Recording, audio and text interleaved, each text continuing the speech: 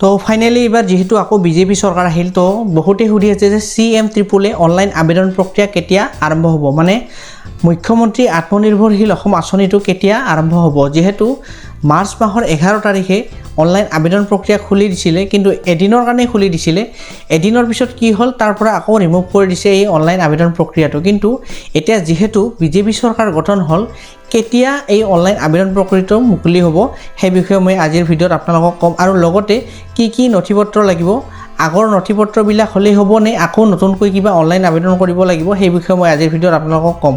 যদি মোৰ ভিডিঅ'টো ভাল লাগে তেনেহ'লে ভিডিঅ'টো এটা লাইক কৰি দিব আৰু যদি চেনেলটোলৈ মোৰ প্ৰথমবাৰৰ কাৰণে আহিছে তেনেহ'লে মোৰ চেনেলটো আপোনালোকে ছাবস্ক্ৰাইব কৰিবলৈ নাপাহৰিব কাৰণ এনেকুৱা ধৰণৰ নতুন আপডেট মোৰ চেনেলত লৈ আহোঁ আৰু বেলেগ চেনেলতকৈ এদিন হ'লেও আগত মোৰ চেনেলত এনেকুৱা ধৰণৰ ইম্পৰ্টেণ্ট ইনফৰমেশ্যন আৰু আপডেট পাব আৰু যদি আপোনালোকে এতিয়াও মোৰ হোৱাটছআপ চেনেলটো ছাবস্ক্ৰাইব কৰা নাই জইন কৰা নাই তেনেহ'লে এতিয়াই জইন কৰি লওক তাত মই বিভিন্ন ধৰণৰ ইউটিউবত নিদিয়া আপডেট হোৱাটছআপ চেনেলটো দি থাকোঁ গতিকে হোৱাটছআপ চেনেলটোৰ লিংক ডিছক্ৰিপশ্যনত মই দি থ'ম তাত গৈ আপোনালোকে হোৱাটছআপ চেনেলটো জইন কৰিব এতিয়া মই আপোনালোকক CM-3 এপ্লাই কৰিবলৈ হ'লে কি নথিপত্ৰ লাগে যাতে আপোনালোকে এই অনলাইন আবেদন প্ৰক্ৰিয়াটো আৰম্ভ হোৱাৰ লগে লগেই সেইদিনাই যাতে মুকলি কৰাৰ দিনাই যাতে আপোনালোকে এই অনলাইন আবেদন প্ৰক্ৰিয়াটো আৰম্ভ কৰিব পাৰে যাতে আপোনালোকে অনলাইন আবেদন কৰিব পাৰে তাৰ বাবে আপোনালোকক কিছুমান নথিপত্ৰৰ প্ৰয়োজন হ'ব যিবোৰ নথিপত্ৰ মই যোৱাবাৰ এপ্লাই কৰি মই নিজেই এই আঁচনিটো পাবলৈ সক্ষম হৈছোঁ কি নথিপত্ৰ লাগিব বিজনেছ প্লেন কেনেকৈ বনাব লাগে প্ৰজেক্ট ৰিপৰ্ট কেনেকৈ বনাব লাগে সকলো ধৰণৰ আপডেট মোৰ চেনেলত আপোনালোকে পাব আৰু মই কোৱা ধৰণে যদি আপোনালোকে কাম কৰে বা মই কোৱা ধৰণে যদি আপোনালোকে অনলাইন কৰে আপোনালোকেও এই আঁচনিটো পাবলৈ সক্ষম হ'ব কাৰণ আপোনালোকে এই আঁচনিটো অনলাইন কৰি থলেই নহ'ব আপোনালোকৰ কিছুমান নিয়ম নীতি মানি চলিব লাগিব কিছুমান ট্ৰিক্স আছে সেই ট্ৰিক্সবোৰ সেই কিছুমান আপোনালোকৰ বুদ্ধিবোৰ যদি আপোনালোকে এই কামটোত খটুৱাই তেনেহ'লে আপোনালোকে এই আঁচনিটো পাবলৈ হয়তো নিশ্চয় সম্ভৱ হ'ব বা সকলোৱে এই নিশ্চয় পাব এই আঁচনিটো গতিকে কেনেধৰণে অনলাইন কৰাৰ পিছত কি কৰিব লাগে মই মোৰ চেনেলত লৈ আহিম আপুনি অনলাইন কৰাৰ পিছত আপোনাৰ কিছুমান কাম থাকে সেই কামসমূহ বহুতে নকৰে তাৰ ফলত কি হয় ৰিজেক্ট হয় আৰু বহুতেই বিজনেছ প্লেন কি বুজি নাপায় বা প্ৰজেক্ট ৰিপৰ্ট কেনেকৈ আপলোড দিব লাগে সেইটো বুজি নাপায় বিজনেছ প্লেন আৰু প্ৰজেক্ট ৰিপৰ্ট সম্পূৰ্ণ বেলেগ হয় বিজনেছ প্লেনটো আপোনালোকে যেতিয়া অনলাইন আবেদন কৰিব তেতিয়া আপোনালোকৰ বিজনেছ প্লেনটো লাগে কিন্তু যেতিয়া আপোনালোকৰ ইণ্টাৰভিউ হৈ যাব তাৰ পিছতহে আপোনালোকৰ প্ৰজেক্ট ৰিপৰ্টটো লাগে গতিকে বিজনেছ প্লেন কেনেকৈ বনাব লাগে প্ৰজেক্ট ৰিপৰ্ট কেনেকৈ বনাব লাগে এই বিষয়ে আমি যেহেতু বহুত আগৰ পৰা এইবিলাক কাম কৰি আছোঁ তো আমি এইবিলাক কাম কৰাত বেছি অসুবিধা নাপাওঁ কাৰণ এইবিলাক যোৱাবাৰ মই যিকেইজনৰ কৰিছিলোঁ সেইকেইজনৰ বহুত কেইজন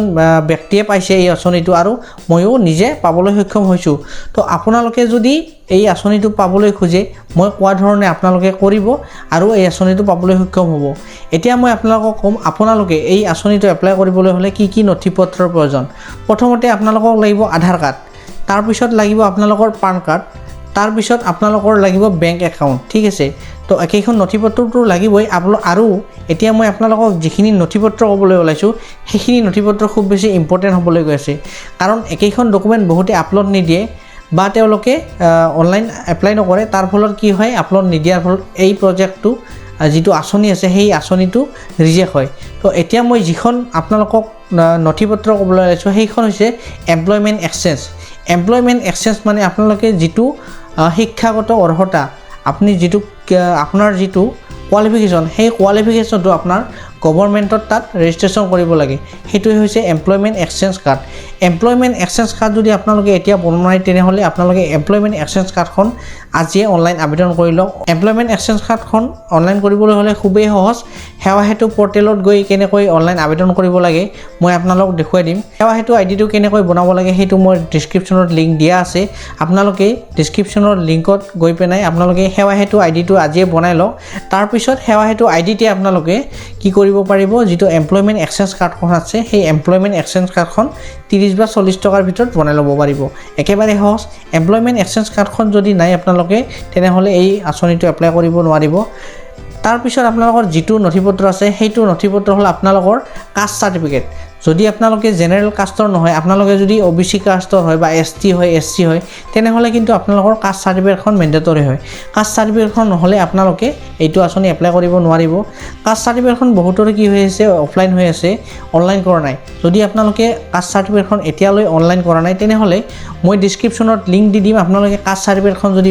নাজানে অনলাইন এপ্লাই কৰিব, তেনেহ'লে আপোনালোকে মোৰ ডিছক্ৰিপশ্যনত লিংকত যাই পেলাই আপোনালোকে সেই ভিডিঅ'টো চাই আপোনালোকে নিজৰ যিটো কাষ্ট চাৰ্টিফিকেট আছে সেই কাষ্ট চাৰ্টিফিকেটখন আপোনালোকে অনলাইন কৰি ল'ব পাৰিব। একেবাৰে সহজ, 25 দিনৰ পৰা 1 মাহৰ ভিতৰত আপোনালোকৰ যিটো কাষ্ট চাৰ্টিফিকেট আছে সেই কাষ্ট চাৰ্টিফিকেটখন আপোনালোকে এপ্লাই কৰাৰ পিছত নিজৰ মোবাইলতে ডাউনলোড কৰিব পাৰিব। আৰু কাষ্ট চাৰ্টিফিকেটখন নহ'লে আপোনালোকে যিকোনো ধৰণৰ স্কলাৰশ্বিপ হওক, যদি আপোনালোকে ষ্টুডেণ্ট হয় স্কলাৰশ্বিপ হওক, স্কলাৰশ্বিপ নাপাব। আৰু গভৰ্ণমেণ্ট জবৰ বিষয়ে আপোনালোকে যদি কয়, গভৰ্ণমেণ্ট জবত আপোনালোকে এপ্লাই কৰিলেও এতিয়া 3rd গ্ৰেড হওক, 4th গ্ৰেড হওক, এইবিলাকত এপ্লাই কৰিলেও আজিকালি কাষ্ট চাৰ্টিফিকেটখন মেণ্ডেটৰী হৈ গৈছে। আৰু PRC এপ্লাই কৰিবলৈ হ'লে, NCL এপ্লাই কৰিবলৈ হ'লে কি হয়, কাষ্ট চাৰ্টিফিকেটখন আপোনালোকৰ অনলাইনখনহে লাগে। যদি অফলাইনখন আছে তেনেহ'লে নহয়, অনলাইনখনত তাতে যিটো ডাটা আছে, নাম্বাৰ আছে, সেইবিলাক নাম্বাৰ মাৰি দিলে অট'মেটিকেলি আহি যায়। গতিকে আপোনালোকে যদি কাষ্ট চাৰ্টিফিকেটখন এপ্লাই কৰা নাই, আজিয়ে এপ্লাই কৰি লওক। তাৰপিছত মই আপোনালোকক যিটো নথিপত্ৰ ক'বলৈ ওলাইছোঁ সেইটো আকৌ বেছি ইম্পৰ্টেণ্ট। সেইটো হৈছে বিজনেছ প্লেন। বহুতে ভাবে বিজনেছ প্লেন আৰু প্ৰজেক্ট ৰিপৰ্ট একে, কিন্তু বিজনেছ প্লেন আৰু প্ৰজেক্ট ৰিপৰ্ট একে নহয়। অনলাইন কৰাৰ সময়ত আপোনালোকে বিজনেছ প্লেনটো খুব ধুনীয়াকৈ লিখিব লাগে। বহু অনলাইন ষ্টৰত আপোনালোকেতো যায়, আপোনালোকেতো গম নাপায়, কিন্তু বহু ব্যক্তিয়ে কি কৰে, যেতিয়া অনলাইন কৰিব তেতিয়া তেওঁ GT কিছুমান লিখি দিয়ে, তাৰ ফলত এই আঁচনিটোৰ পৰা এই আঁচনিটো পাবলৈ সক্ষম নহয় বা এই আঁচনিটো ৰিজেক্ট হয়। গতিকে বিজনেছ প্লেন আৰু প্ৰজেক্ট ৰিপৰ্ট এই আঁচনিটোৰ মূল উদ্দেশ্য হ'ল বা মূল ইম্পৰ্টেণ্ট হ'ল বিজনেছ প্লেন আৰু প্ৰজেক্ট ৰিপৰ্ট। যদি আপোনালোকে বিজনেছ প্লেন আৰু প্ৰজেক্ট ৰিপৰ্টটো ভালকৈ নবনায়, তেনেহ'লে এইটো আঁচনি পোৱাৰ খুব বেছি চান্স কম থাকে। গতিকে নিখুঁতভাৱে বিজনেছ প্লেনটো কেনেকৈ বনাব লাগে মই আপোনালোকক সকলো, হাঁহৰ আছে, কুকুৰাৰ আছে, গাহৰি আছে, তো বিভিন্ন ধৰণৰ আপোনালোকৰ বিজনেছ প্লেন থাকে। সেই বিজনেছ প্লেনত আপোনালোকে গোটেইকেইটা বিজনেছ প্লেনৰে মই আপোনালোকক কেনেকৈ বনাব লাগে সেইবিলাক মই যিমানখিনি আপোনালোকৰ বিজনেছ প্লেন আছে সেই বিজনেছ প্লেনৰ বিষয়ে মই নেক্সট যেতিয়া আপডেট আহে তেতিয়া মই আপোনালোকক বিজনেছ প্লেনৰ বিষয়ে গোটেইবিলাক বিজনেছ প্লেনৰে এটা এটাকৈ ক'বলৈ চেষ্টা কৰিম বা দিবলৈ চেষ্টা কৰিম। তাৰপিছত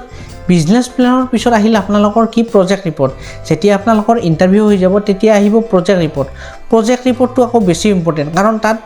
10 পেজৰ পৰা 15 পেজ থাকে। সেইখিনি যদি আপোনালোকে ফিল আপ নকৰে তেনেহ'লে এইটো প্ৰজেক্ট ৰিপৰ্ট আপোনালোকৰ কেঞ্চেল হয় বা এইটো আঁচনি আপোনালোকে পোৱাৰ খুব বেছি চান্স কম থাকে। প্ৰজেক্ট ৰিপৰ্টটো আপোনালোকে কেনেকৈ নিখুঁতভাৱে বনাব সেইটো মই ভিডিঅ'ত আপোনালোকক দি দিম। যিমানবিলাক আপোনালোকৰ প্ৰজেক্ট আছে, বিজনেছ আছে, যদি আপোনালোকে গাহৰি ফাৰ্ম এখন খুলিব খুজিছে, যদি আপোনালোকে ছাগলীৰ ফাৰ্ম এখন খুলিব বিচাৰিছে, যদি আপোনালোকে